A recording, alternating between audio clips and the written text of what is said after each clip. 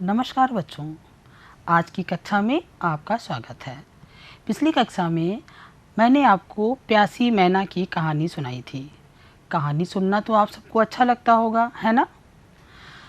हमारे बड़े घर के जो बड़े सदस्य होते हैं, जैसे दादा दादी, नाना नानी, पापा मम्मी आदि, छोटे बच्चों को तरह तरह की कहानियाँ सुनाते हैं। ये कहानियाँ किस प्रकार की होती हैं? ये कहानियाँ परियों की होती हैं, राजा रानी की होती हैं और पशु पक्षियों की भी होती हैं। जब हम बड़े हो जाते हैं तब हमारे बड़े हमको ला करके हमको कहानी की पुस्तकें देते हैं, जिनसे कि हम अपने मनपसंद कहानी पढ़ते हैं। अब तो बच्चों आपके विद्यालय में भी पुस्तकालय है और आप पुस्तकालय से लेकर के विभिन्न प्रकार की अपनी मनपसंद कहानी ज़रूर पढ़ते होंगे। बच्चों, ये कहानियाँ हमारे जीवन के लिए बहुत ज़रूरी हैं और इनसे हमें अनेक प्रकार की शिक्षाएं मिलती हैं। बच्चों, आपने कछुआ और खरगोश की कहानी सुनी है? हाँ, ये वही कहानी है जिसमें कछुआ और खरगोश में दौड़ने की प्रतियोगिता होती है और उस प्रतियोगिता में कछुआ चूँकि धीरे धीरे चलता है और खरगोश तेज़ दौड़ता है। खरगोश बहुत घमंडी था, उसने सोचा कि मैं जो हूँ सो जाता हूँ, थोड़ी देर आराम कर लेता हूँ, तब तक ये पहुँचेगा, तब तक मैं वहाँ पर पहुँच जाऊँगा और ये मेरे पीछे रहेगा। लेकिन कछुआ धीरे धीरे लगातार चलता रहा और खरगोश घमंडी होने के कारण सो गया। जब सो गया और इस तरह से जीत कछुए की होती, जो कि धीरे धीरे चलता है। इस कहानी से हमें लगातार चलते रहने की, काम में लगे रहने की सीख मिलती है। इसी तरीके से और भी बहुत कहानियाँ हैं। आज बच्चों मैं आपको एक बात बताती हूँ, एक कहानी सुनाती हूँ कि प्राचीन काल में एक राजा थे। उन राजा के जो पुत्र थे वो बड़े मूर्ख थे। शिक्षा दीक्षा प्राप्त करने में उनका बिल्कुल भी मन नहीं लगता था। राजा बहुत चिंतित थे कि मेरे बाद इस राज्य का क्या होगा, मैं क्या करूँगा। लेकिन उन्होंने क्या किया कि अब बड़े परेशान थे, तो उन्होंने राज दरबार में एक दिन चर्चा की कि भाई हमारे पुत्रों को जो शिक्षित कर देगा मैं उसका बड़ा एहसान मानूंगा और उसको मैं महंगा इनाम दूंगा। तो उस समय वहाँ पर एक उनके राज्य में एक आचार्य थे, विष्णु शर्मा जी। उन विष्णु शर्मा जी ने राजा को चिंतित देखकर राजा से कहा कि मैं जो हूँ आपके पुत्रों को शिक्षित कर दूंगा, आप इन्हें मेरे साथ भेज दीजिए। राजा तो बड़े खुश हो गए, उनका चलो ठीक है। उनको पूरा विश्वास नहीं हो रहा था कि उनके पुत्र इतनी जल्दी शिक्षित हो जाएंगे, लेकिन फिर भी उन्होंने आचार्य जी की बात मान करके उन पुत्रों को उनके साथ भेज दिया। आचार्य जी उनको अपने साथ ले गए और कुछ दिन तक अपने साथ रखा। इस शिक्षा काल में आचार्य जी ने उन राजकुमारों को रोजाना कहानियाँ सुनाई, अच्छी अच्छी कहानियाँ, तरह तरह की कहानियाँ, जो कहानियाँ नीत और ज्ञान के रहस्यों से भरी हुई थी। उन कहानियों में नीत और ज्ञान संबंधी अनेक शिक्षाएं थी। थोड़े ही दिन में राजकुमार जो थे वो बड़े शिक्षित हो गए और बुद्धिमान हो गए उन कहानियों को सुन सुनकर, क्योंकि वो कहानियाँ इतनी अच्छी थी। और वो राजा के पास में उन पुत्रों को लेकर के गए। राजा भी बड़े खुश और आगे चल के उनका राजकाज भी ठीक से चलता रहा। वे कहानियाँ जो कि राजा के पुत्रों को आचार्य जी ने सुनाई, वो सब पंचतंत्र नामक एक ग्रंथ में संग्रहित हैं। पंचतंत्र जो है एक कहानियों का संग्रह है, जिसमें ढेर सारी कहानियाँ लिखी गई हैं। आचार्य विष्णु शर्मा जी द्वारा कही गई कहानियाँ वो उसमें संग्रहित हैं। वो जो पंचतंत्र है उसमें तरह तरह की कहानी, छोटी छोटी कहानियाँ, ढेरों कहानियाँ उसमें हैं। जो अभी हमने कछुआ और खरगोश की कहानी का जिक्र किया, ये कहानी भी उस पंचतंत्र की ही कहानी से ली गई है। इसी प्रकार की एक कहानी आपकी पाठ्यपुस्तक कलरव के पाठ 4 में है और इस कहानी का शीर्षक है बोलने वाली गुफा। ये बोलने वाली गुफा कहानी भी पंचतंत्र से ली गई है। इस पंचतंत्र में क्या है कि पशु पक्षियों के माध्यम से कहानियाँ प्रस्तुत की गई। इसमें जानवरों की कहानियाँ हैं, मनुष्यों की भी हैं और इन कहानियों में अनेक प्रकार की शिक्षाएं हैं। इसी प्रकार से आपकी कहानी में भी एक विचित्र प्रकार की शिक्षा है। इस कहानी का शीर्षक है बोलने वाली गुफा। है ना मज़ेदार शीर्षक बच्चों? क्या आपने कभी गुफा को बोलते हुए सुना है? चलो देखते हैं इस कहानी में क्या है। तो फिर आप तैयार हो जाइए कहानी सुनने के लिए। बोलने वाली गुफा। देखिए एक गुफा है का ये चित्र है जिसमें कि ये है कि बोलने वाली गुफा। क्या ये गुफा बोल सकती है? अब आप सुनिए कि एक जंगल था, उस जंगल में एक शेर रहा करता था। वो शेर जो था बहुत ही खूंखार था। खूंखार का मतलब हिंसक, किसी भी जानवर को कभी भी मार डालता था और वो खा जाता था। जंगल के सारे जानवर उससे डरते रहते थे और शेर बहुत ज़ोर से दहाड़ता था। शेर के दहाड़ने की आवाज़ तो बच्चे आप लोग खूब जोर निकाल लेते हैं ऊँ करके। तो शेर दहाड़ता था, उसकी दहाड़ जहाँ सुना, सारे जानवर जो थे जंगल के, जैसे हिरन, पक्षी या गीदड़ या सियार, सब के सब जो थे वो छुप जाते थे इधर उधर जा करके। अब क्या होता था कि जब वो सारे जानवर छुप जाते थे तो शेर को शिकार नहीं मिलता था खाने के लिए, और इसके कारण उसको अक्सर जो था वो भूखे भी रह जाना पड़ता था। एक बार शेर को कई दिन तक कोई शिकार नहीं मिला, उसको कुछ भी नहीं मिला खाने के लिए। वो सारे जानवर छुप गए तो खाए कहाँ से। अब शेर बड़ा परेशान, वो शिकार की खोज में इधर उधर घूमता रहा, टहलता रहा, लेकिन जो है उसको शिकार नहीं मिला। घूमते घूमते वह अपनी गुफा से बहुत दूर चला आया। अब उसको ऐसा लगने लगा कि वो भूख से मर जाएगा। अचानक उसने देखा कि सामने एक बड़ी सी गुफा है, खूब बड़ी सी गुफा थी, लेकिन उसकी गुफा नहीं थी, कोई और गुफा थी। वो उसने देखा, शेर थका भी था, सारा दिन घूम चुका था, और उसने सोचा कि थोड़ा सा दिन अभी थोड़ा ही बाकी था। उसने सोचा चलो इस गुफा में चल के आराम करते हैं। फिर उसके दिमाग में एक बात और आई, उसने सोचा कि ये गुफा ज़रूर किसी जानवर की होगी और वो जानवर इसमें रह रहा होगा या सो रहा होगा या बैठा होगा। चलो हम गुफा के अंदर चलते हैं और चल करके अगर हो सकेगा तो हम उसको खा लेंगे और इस तरह हमारी भूख भी मिट जाएगी। शेर जो था गुफा के अंदर चला गया, लेकिन उस गुफा बिल्कुल खाली थी, उसमें कोई भी जानवर नहीं था। वो गुफा एकदम खाली। देखो शेर जो है जा रहा है अंदर, गुफा के अंदर चित्र में दिखाया गया है कि शेर गुफा के अंदर जा रहा है। गुफा खाली थी लेकिन शेर उसमें बैठ गया और बैठ करके आराम करने लगा। फिर उसने सोचा कि अब इतनी देर हो गई, अभी तक कोई जानवर आया ही नहीं। शाम होने लगी और वो बड़ा थोड़ा अंधेरा होने लग गया, लेकिन उस दिन जो थी चांदनी रात थी, और चांदनी रात की वजह से थोड़ा मतलब अंधेरा होने के बाद भी जंगल में सब कुछ साफ साफ दिख रहा था। वो गुफा जानते हैं बच्चों किसकी थी? वो गुफा थी एक लोमड़ी की, और लोमड़ी को सभी जानवरों में बुद्धिमान माना जाता है, थोड़ा चालाक माना जाता है। लोमड़ी की कहानी आपने कई बार सुनी होगी, कक्षा 3 में मुर्गा और लोमड़ी की कहानी है एक। तो इस प्रकार से आपने लोमड़ी और कौवे की कहानी है, तो इस प्रकार से आपने लोमड़ी की कहानियाँ सुनी है, लोमड़ी की चालाकी की। तो वो लोमड़ी जो थी वो गुफा जो थी एक लोमड़ी की थी। अब लोमड़ी शाम को रात में अपने घर लौटी, जैसे कि सभी लोग अपने घर लौटते हैं, पशु पंछी और जो हैं पशु पक्षी जितने होते हैं वो सब लौटते हैं अपने घरों के, वो भी अपने घर की तरफ लौटी। अंधेरा जरूर हो गया था, रात चांदनी थी। वो बड़े मज़े से धीरे धीरे अपनी गुफा की तरफ चलती हुई आ रही थी। तब तक उसने आगे देखा, तब तक उसकी नज़र पड़ी नीचे अपने ज़मीन पर पड़ी, मतलब तो उसने देखा कि अरे कुछ उसको पंजों के निशान से दिखाई दिए कि ये पंजे के निशान। तो उसने ध्यान से देखा और अपनी गुफा के द्वार तक वो चली गई देखती देखती निशान। तो उसने बहुत ध्यान से देखा तो उसको समझ में आ गया कि ये शेर के पंजों के निशान हैं। भाई लोमड़ी भी जंगली जानवर होती है, रोज़ाना नए नए जानवर देखती है, रोज़ाना शेर और सबके निशान वो पहचानती है। उसने उस चांदनी रात में ध्यान से देखा तो उसे शेर के पंजों के निशान लगे। अब तो लोमड़ी घबरा गई, उसने सोचा कि ज़रूर जो है ये शेर हमारी गुफा के अंदर गया हुआ है। फिर उसने सोचा कि अब देखते हैं कि उसके लौटने के निशान हैं कि नहीं हैं। तो क्या हुआ कि शेर के जो थे गुफा के अंदर जाने के निशान, जब हम गुफा के अंदर गए तो ऐसे निशान तो बने हुए थे, इस तरह के निशान थे। और जब वो लौटते हैं तो लौटने वाले निशान इस तरह के होने चाहिए जैसे हमारे पैर इधर को पड़ते हैं। तो गुफा से बाहर लौटने के कोई भी निशान उसमें नहीं थे। उसने बहुत ध्यान से देखा। उसने अब तो लोमड़ी बहुत बुरी तरह से घबरा गई। उसने कहा कि आज तो हम गए, अगर हम अंदर चले जाते तो जो है हमको ये खा जाता। फिर लोमड़ी ने बहुत ध्यान से सोचा और बारीकी से सोचा कि अगर गुफा के अंदर ही शेर है तो हम कैसे उस पर पता लगाएं कि ये गुफा के अंदर ही, ऐसा ना हो कि वो अंदर जाते ही उस पर हमला कर दे और खा जाए, फिर हम गुफा से बाहर निकल भी नहीं पाए।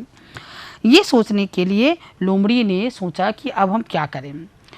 तो उसने एक योजना बनाई। उसने ऐसा दिखाया कि उसकी गुफा बोल सकती है, और इस तरह से दिखाती हुई उसने शेर से कहा, मतलब बाहर जा कर के खड़ी हुई अपनी गुफा के द्वार पर और मुंह खूब जोर से चिल्ला करके बोली, कहिए गुफा जी, सब ठीक ठाक तो है ना? क्या मैं रात बिताने के लिए आपके अंदर आ सकती हूँ? अब सोचो जरा लोमड़ी कितनी चालाक थी। उसने शेर को मतलब शेर का पता लगाने के लिए गुफा से बातें करने की योजना बनाई। क्या बोली? कहिए गुफा जी, सब ठीक ठाक तो है ना? क्या मैं रात बिताने के लिए आपके अंदर आ सकती हूँ? शेर था तो गुफा के अंदर ही, लेकिन वो बड़ा परेशान हुआ कि यानी ये क्या कह रही लोमड़ी है भाई, हो सकता है कि ऐसे ही पूछ करके आती हो वो अंदर। वो चुप रहा। तो वो सोचने लगा अब इसका मतलब जानवर आ गया है और वो अंदर आएगा और मैं उसे खा लूँगा। वो लोमड़ी की प्रतीक्षा करने लगा कि वो अंदर आ जाए तो मैं उसे खा लूँ। लोमड़ी ने फिर एक बार प्रश्न किया, अरे ओ गुफा, मेरी प्यारी गुफा, आज आप चुप क्यों हैं? आप कुछ बोलती क्यों नहीं हैं? मैं भीतर आऊं या ना आऊं? पहले तो आप कभी इस तरह से शांत नहीं रहती थी। एक बार पूछने में ही आप उत्तर दे देती थी। आज आपको क्या हो गया है? जब तक आप मुझसे अंदर आने के लिए नहीं कहोगी, तब तक मैं भीतर नहीं आऊंगी। इतनी लंबी बात उसने किया गुफा से कि अब शेर ने समझा क्या वाकई में क्या गुफा इसको आज्ञा देती है अंदर आने के लिए, या गुफा इससे बातें करती है? कौन सी अनोखी गुफा है? वो बड़ा असमंजस में पड़ गया। उसने कहा अब क्या करें? वो बिल्कुल चुप रहा। उसने कहा मैं बोलूँगा नहीं, ये ज़रूर कोई चाल है या कुछ समझ नहीं पाया। असमंजस का मतलब होता है जब हम कुछ न समझ पाने की स्थिति में हों कि अब हम क्या करें क्या ना करें। कई बार ऐसी स्थिति आ जाती है कि हम समझ नहीं पाती। इसी तरह से शेर भी असमंजस में पड़ गया। वो ये सोच नहीं पा रहा था कि वो क्या करे और क्या ना करे। वो चुपचाप अंदर ही बैठा रहा क्योंकि भूखा था और वो चाह रहा था कि ये जिसकी भी गुफा है वो जानवर इस गुफा के अंदर आ जाए। अब लोमड़ी ने कहा, अब उसने दूसरी तरीके से पूछा। उसने कहा, प्यारी गुफा, आप बोल क्यों नहीं रही हैं? ज़रूर आपके अंदर कोई खूंखार जानवर बैठा हुआ है और आप उससे डर रही हैं, जिसके के कारण आप बोल नहीं पा रही हैं। इसलिए आप हमसे बातें भी नहीं कर रही हैं। चलिए आप हमसे ना बातें करिए, मैं तो चलती हूँ। ये कहकर जो है वो लोमड़ी जाने के लिए तय। अब तो शेर भैया बहुत घबरा गया। उसने कहा अरे अब क्या करें, अब ये चली जाएगी, अब तो हमें खाने को भी नहीं मिलेगा। ज़रूर इसकी गुफा कुछ अनोखे तरीके की है जो इससे रोज़ बातें करती है, और आज चूँकि मैं अंदर हूँ इसलिए हो सकता है नहीं बोल रही हो। अब उसने सोचा कि अब उसने बजाय दहाड़ने के अपनी आवाज़ बना करके उसने बोला, अरे रुको रुको रुको प्यारी लोमड़ी रुको, मैं थोड़ा गहरी नींद में सो रही थी, इसलिए मैं तुमसे बातें नहीं कर सकी। यहाँ कोई जंगली जानवर नहीं है, आप आराम से अंदर आ सकती हो और मैं आपकी प्रतीक्षा कर रही हूँ। अब बच्चों बताओ क्या हुआ होगा? लोमड़ी की चाल सफल हो गई। लोमड़ी जो चाहती थी कि शेर अंदर से हमको मतलब आवाज़ दे जिससे मैं जान सकूं कि शेर अंदर है, शेर ने वही काम कर दिया। अब क्या हुआ? अब वो बोली कि भाई वाह, अब तो हम जानेंगे। तो उसने जो था अब शेर से कहा, उसने शेर से कहा, शेर जी, जैसे शेर कभी घास नहीं खा सकता, आप घास नहीं खा सकते, उसी प्रकार से गुफा कभी बोल नहीं सकती। अब आराम से मेरी गुफा में रहो और आप आराम से इसमें सोइए, मैं तो चलती हूँ। ये कह करके लोमड़ी बहुत तेज़ी से भागी। अब बच्चों बताओ तेज़ी से क्यों भागी?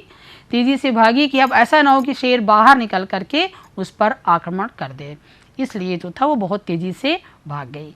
इस तरह से शेर से उसने अपनी जान बचा ली। लोमड़ी बुद्धिमान थी और बुद्धिमान होने के कारण उसने इस प्रकार से अपनी जान शेर से अपनी बुद्धि के प्रयोग से बचा ली। छोटी सी थी, शेर कहाँ इतना बड़ा सा, लेकिन उसके पास दिमाग शेर से ज़्यादा था और वो तब तक इंतज़ार करती रही जब तक शेर बोल नहीं दिया। बार बार वो पूछती रही। वो अगर पहली बार में पूछ करके अंदर चली जाती तो उसको शेर खा जाता, तो बार बार पूछती रही और वो उसके बाद इस तरह उसकी जान बच गई। बच्चों कहानी अच्छी लगी होगी आशा करती हूँ आपको। और अब आप इस कहानी को अपनी पुस्तक में एक बार फिर पढ़ेंगे। पढ़ करके आप इसमें देखेंगे और इस तरह से आप उसे कुछ शिक्षा भी प्राप्त करेंगे। बच्चों आपने कहानी सुनी, अब इसमें हम कुछ कठिन शब्दों के अर्थ जान लेते हैं जिससे कि आपको कहानी पढ़ने में आसानी होगी। पहला है खूंखार। खूंखार कैसा था? शेर खूंखार था। खूंखार का मतलब होता है हिंसक। हिंसक उसे कहते हैं जो दूसरों को मार करके खाता है। मार करके खाने वाले हिंसक पशु कौन कौन होते हैं? जैसे हिंसक पशुओं में शेर है, बाघ है, चीता है, भालू है, लकड़बग्घा है, ये सारे हिंसक पशु होते हैं और ये सब रहते भी गुफा में है। ज़्यादातर ये सब गुफा में ही रहते हैं। तो इसमें जो है हमने इसका वाक्य प्रयोग किया है कि जंगल में अनेक प्रकार के खूंखार पशु रहते थे। आप इसका प्रयोग दूसरी तरीके से भी कर सकते हैं कि एक खूंखार शेर ने एक खरगोश को खा लिया, या हमें खूंखार जानवरों से बचकर रहना चाहिए। ऐसे भी आप इस प्रकार का भी इनका वाक्य बना सकते हैं। फिर देखिए दूसरा शब्द है असमंजस। असमंजस का मतलब होता है दुविधा। जैसे कि शेर जो था, जब बार बार लोमड़ी उसे पूछने लगी अपनी गुफा से कि मैं अंदर आऊँ ना आऊँ ना आऊँ, तो वो जो है असमंजस में पड़ गया। असमंजस में हम लोग भी पड़ जाते। कई बार हम लोग रास्ते में जाते होते, कहीं जाना होता है, कहीं दो रास्ते होते हैं, तो हम असमंजस में पड़ जाते हैं कि मैं इधर जाऊँ या उधर से जाऊँ। हमने इस प्रकार बनाया है कि पुस्तकालय में विभिन्न प्रकार की पुस्तकें देखकर राजेश असमंजस में पड़ गया। जब हम पुस्तकालय में किताबें लेने जाते हैं तो वहाँ अनेक प्रकार की अच्छी अच्छी पुस्तकें होती हैं। हम समझ नहीं पाते हैं कि हम किन पुस्तकों लें, कहाँ से लें। तो आप इसका दूसरी तरीके से ही बना सकते हैं। नाम की जगह आप अपना नाम भी कर सकते हैं। पुस्तकालय में मैं विभिन्न प्रकार की पुस्तकें देखकर असमंजस में पड़ गया, या और कोई भी वाक्य बना सकता है। इस प्रकार से आप दूसरा वाक्य भी इसका बना सकते हैं। फिर है परिश्रम। परिश्रम का मतलब हुआ मेहनत। परिश्रम का हुआ है मेहनत करने से ही सफलता प्राप्त होती है। उस परिश्रम का फल मीठा होता है। परिश्रम सफलता की सबसे बड़ी कुंजी होती है। मैंने भी इसी प्रकार से आप लोगों की सुविधा के लिए वाक्य बनाया है कि परिश्रम करने से ही सफलता प्राप्त होती है। अगला शब्द है तीव्र। तीव्र का मतलब होता है तेज, तेज गति, तेज रफ्तार, उसको हम कहते हैं तीव्र। जैसे हिरन बहुत तीव्र गति से दौड़ता है। हिरन जो है वो बहुत तेज दौड़ता है, उसका मतलब हुआ तीव्र गति। और भी हम लिख सकते हैं, जब हम लोग में दौड़ने की प्रतियोगिता होती है तो उसमें कोई बच्चा जो सबसे तीव्र गति से दौड़ता है वो आगे निकल जाता है और वो प्रथम आ जाता है। आप इसका कोई भी किसी प्रकार का भी वाक्य बना सकते हैं बच्चों। तो बच्चों आपने कहानी सुनी, कहानी के कठिन शब्दों के अर्थ भी जान लिए। अब मैं आपसे कुछ प्रश्न पूछती हूँ और आप उनके सोच करके उत्तर दीजिए, जिससे कि आपको कहानी पूरी तरह से आपको याद हो जाए। बच्चों बताइए कि जंगल में सभी जानवर शेर से क्यों डरते थे? क्यों डरते थे शेर से भाई? सोचिए।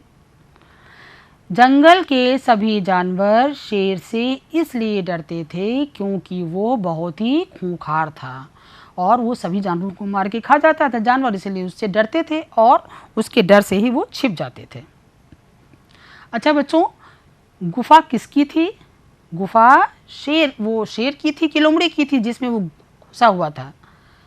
गुफा लोमड़ी की थी। शेर तो अपनी गुफा से बहुत दूर आ गया था और वो लोमड़ी की गुफा थी जिसमें वो घुसा हुआ था। लोमड़ी ने कैसे जाना कि शेर गुफा के अंदर ही है? सोचिए बच्चों कि लोमड़ी ने कैसे जाना कि शेर गुफा के अंदर ही है। कैसे जाना? लोमड़ी ने ये सोच करके कहा कि जो है वो जैसे कि उसकी गुफा बोलती हो। लोमड़ी ने शेर से गुफा के बोलने की बात समझाई। तो लोमड़ी ने जब उसने कहा कि गुफा जी मैं अंदर आ जाऊं, लोमड़ी कहने का मतलब है, आप ठीक से लिखेंगे तो लोमड़ी गुफा से बातें करने लगी। वो बातें इस प्रकार करने लगी जिससे कि शेर यह समझ जाए कि उसकी गुफा उससे बातें करती है। जब वो बार बार बातें करने लगी तो शेर जो था, शेर ने बाद में उसको जवाब दिया और लोमड़ी को पता चल गया कि वह गुफा के अंदर ही है। लोमड़ी अपनी चाल में कैसे सफल हो गई? लोमड़ी ने बार बार अपनी गुफा से बातें की और गुफा तो बोल नहीं सकती थी, तो शेर ने ये समझ करके कि ये गुफा लोमड़ी की है और लोमड़ी की गुफा उससे बातें करती होगी, तो उसने अंदर से बोला और वो समझ गई कि वो शेर जो है वो गुफा के अंदर ही है। तो बच्चों अब आपने देखा, देखिए लोमड़ी का चित्र है ये, और ये इस तरह आप समझ गए कि ये कहानी आपकी पूरी हुई और आपने कहानी को अच्छी तरह से समझ लिया। अब बच्चों हम लोग कुछ अभ्यास कार्य कर लेते हैं। बच्चों पिछली कक्षा में हमने आपको संज्ञा, सर्वनाम और विशेषण के बारे में बताया था किसी व्यक्ति, वस्तु या स्थान के नाम को हम संज्ञा कहते हैं। जो शब्द संज्ञा के स्थान पर बोले जाते हैं उन्हें हम सर्वनाम कहते हैं। और विशेषण वे शब्द होते हैं जो संज्ञा या सर्वनाम की विशेषता बताते हैं। देखिए, ये एक यहाँ पर कुछ पंक्तियाँ हैं, कुछ लाइनें हैं, इनको आप पढ़िए और पढ़ करके इनमें से विशेषणों को आप, विशेषण शब्दों को आप रेखांकित करिए। उनके नीचे रेखा खींचनी है हमको। एक वन में एक खूंखार शेर रहता था। उसी वन में एक चालाक लोमड़ी भी रहती थी। शेर को एक खूबसूरत गुफा दिखाई दी। गुफा के आसपास छायादार वृक्ष थे। शेर बहुत थका हुआ था। वह गुफा के अंदर जाकर गहरी नींद में सो गया। अब एक एक लाइन को आप ध्यान से देखिए। एक वन में एक खूंखार शेर रहता था। इसमें संज्ञा क्या है? शेर। कौन रहता था वन में? शेर रहा करता था। शेर कैसा था? शेर खूंखार था। तो शेर शब्द की विशेषता कौन सा शब्द बता रहा है? खूंखार। शेर खूंखार था और ये विशेषता चूंकि बता रहा है, इसलिए जो है ये खूंखार शब्द शेर की विशेषता को बता रहा है, इसलिए ये विशेषण है। दूसरी लाइन देखिए। उसी वन में एक चालाक लोमड़ी भी रहती थी। संज्ञा है लोमड़ी। लोमड़ी की विशेषता क्या थी? वो चालाक थी। तो चालाक शब्द लोमड़ी जो कि संज्ञा शब्द है उसकी विशेषता बता रहा है। तो चालाक क्या हो गया? विशेषण हो गया। चालाक शब्द विशेषण हो गया। ठीक है, तो इसने लोमड़ी शब्द की विशेषता बताई। तीसरी लाइन है, शेर को एक खूबसूरत गुफा दिखाई दी। अब गुफा तो संज्ञा हो गई और जो है इस गुफा कैसी थी? खूबसूरत थी। तो खूबसूरत शब्द जो है वो गुफा की विशेषता बता रहा है कि गुफा कैसी थी, इसलिए खूबसूरत शब्द हो गया विशेषण। हमने विशेषण को रेखांकित किया। गुफा के आसपास छायादार वृक्ष थे। गुफा के आसपास क्या थे? वृक्ष थे। तो वृक्ष तो हो गई संज्ञा। और छायादार वृक्ष थे। छायादार वृक्ष की विशेषता बता रहा है कि वृक्ष कैसे थे? वृक्ष छायादार थे, जिनमें की छाया होती है। तो ये छायादार वृक्षों, छायादार जो है वो हो गया विशेषण और ये वृक्षों की ये विशेषता बता रहा है। शेर बहुत थका हुआ था। आप देखिए अगली लाइन है, शेर बहुत थका हुआ था। शेर कैसा था? थका हुआ था। यहाँ पर शेर को थका हुआ दिखाया गया है। तो थका हुआ शब्द जो है वो शेर की विशेषता बता रहा है। तो ये थका हुआ शब्द जो हुआ ये हो गया विशेषण शेर का। वह गुफा के अंदर जाकर गहरी नींद में सो गया। कौन सो गया गुफा के अंदर जाकर के? शेर सो गया। कैसी नींद थी? अब नींद तो हो गया संज्ञा। यहाँ पर बच्चों देखिए, ध्यान दीजिए, नींद शब्द संज्ञा है और वो कैसी नींद थी? गहरी नींद थी। गहरी शब्द जो है वो नींद की विशेषता बता रहा है, इसलिए गहरी शब्द भी विशेषण है। तो बच्चों आपने देखा इन पंक्तियों में कितने विशेषण हैं। एक खूंखार जो कि शेर की विशेषता बता रहा है। लोमड़ी की विशेषता बताने वाला शब्द है चालाक। खूबसूरत ये शब्द गुफा की विशेषता बता रहा है और वृक्ष की विशेषता बता रहा है छायादार शब्द। शेर बहुत थका हुआ था। थका हुआ शब्द यहाँ पर शेर की विशेषता बता रहा है। गहरी नींद में सो गया, नींद की विशेषता बताने वाला शब्द है गहरी। तो ये सभी जो हैं ये विशेषण शब्द हैं। अब आपको विशेषण समझ में आ गए होंगे। इस प्रकार से आप अन्य अपने पाठ को पढ़ करके, इस पाठ को पढ़ेंगे और पढ़ करके इसमें जो और भी विशेषण शब्द हैं उनको आप छांट करके अपनी कार्यपुस्तिका में लिखेंगे। अगला अभ्यास कार्य बच्चों देखिए, ये है समानार्थी शब्द। समानार्थी शब्द हमने पिछली कक्षा जब आपको प्यासी मैना आपने पढ़ी थी तो उसमें हमने समानार्थी शब्दों की आपको परिभाषा बताई थी। समानार्थी शब्द किसे कहते हैं? समानार्थी शब्द जो होते हैं जिन शब्दों का मतलब कि जो कई सारे शब्द जिनका अर्थ समान हो उनको समानार्थी या पर्यायवाची शब्द कहते हैं। वे शब्द जिनका अर्थ समान हो उनको समानार्थी या पर्यायवाची कहते हैं। आपकी किताब में शब्द आया है वन। वन में अनेक जानवर रहते थे।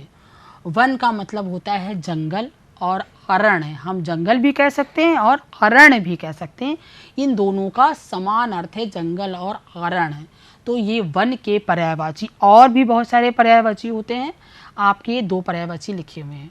फिर है चंद्रमा। चंद्रमा का और ऐसे शब्द जिनका अर्थ भी चंद्रमा ही हो, जैसे शशि, मयंक, इंदु, चंद्र, और भी बहुत सारे होते हैं। जैसे ये शशि है, मयंक है, इसका एक हो सकता है, इंदु हो सकता है, चंद्र हो सकता है। तो ये सारे भी चंद्रमा के पर्यायवाची हैं। फिर जो अगला है धरती। धरती के पर्यायवाची तो बच्चों आप लोग को आते होंगे कुछ एक, जैसे भूमि। भूमि माने भी धरती होती है, धरा माने धरती होती है, भू माने भी धरती होती है। तो ये बहुत सारे शब्द होते हैं।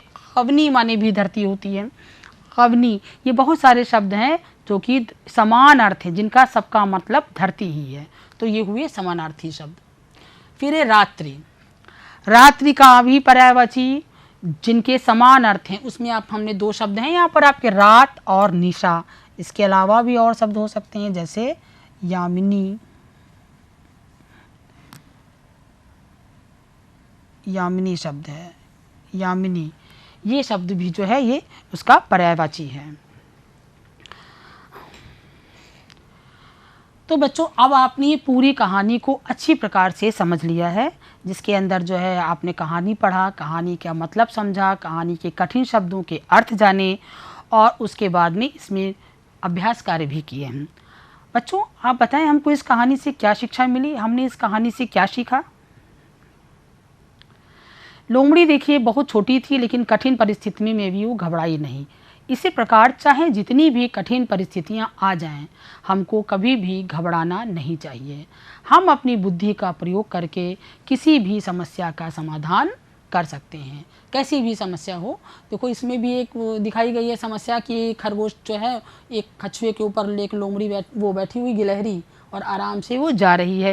हो सकता है इसको भी कोई प्रॉब्लम रही हो, तो वो कछुए की पीठ पर बैठ गई और आराम से जा रही है। अब बच्चों कुछ होमवर्क भी कर लीजिएगा, जैसे कि इसमें है कि इसका सही मिलान करना है। ये आपकी प्रश्न संख्या 26 पर दिया गया है, और इससे आप इसको मिला करके लिखेंगे कि ये वाक्य किसने किससे कैसे कहे। गुफा ओ प्यारी गुफा, आज आप चुप क्यों हैं, ये किसने कहा, ये लोमड़ी ने कहा अपनी गुफा से। अंदर सब ठीक है, आप बिना भय और संदेह के अंदर चली आओ, ये किसने कहा, शेर ने कहा, बाद में, बिल्कुल बाद में। कहिए गुफा जी सब ठीक ठाक तो है ना, ये लोमड़ी ने सबसे पहले कहा था। मैं गहरी नींद में सो रही थी इसलिए आपसे बात नहीं कर सकी, ये कहा था शेर ने गुफा की आवाज़ बना करके लोमड़ी से, जिससे कि वो अंदर आ जाए। तो बच्चों ये वाला गृह कार्य करिएगा। अब एक सामने आका आप एक चित्र देख रहे हैं। इस चित्र में एक लोमड़ी है और एक मेमना है, बकरी का बच्चा, और ये दोनों आपस में बातें कर रहे हैं। अगल बगल पेड़ है, ये सब है। तो आप देखिए इस चित्र को देख करके आप अपने बड़ों की सहायता से एक कहानी लिखेंगे। तो बच्चों आज का पाठ आपने पढ़ा, और आपको बहुत बहुत धन्यवाद। अब अगली कक्षा में हम फिर मिलेंगे।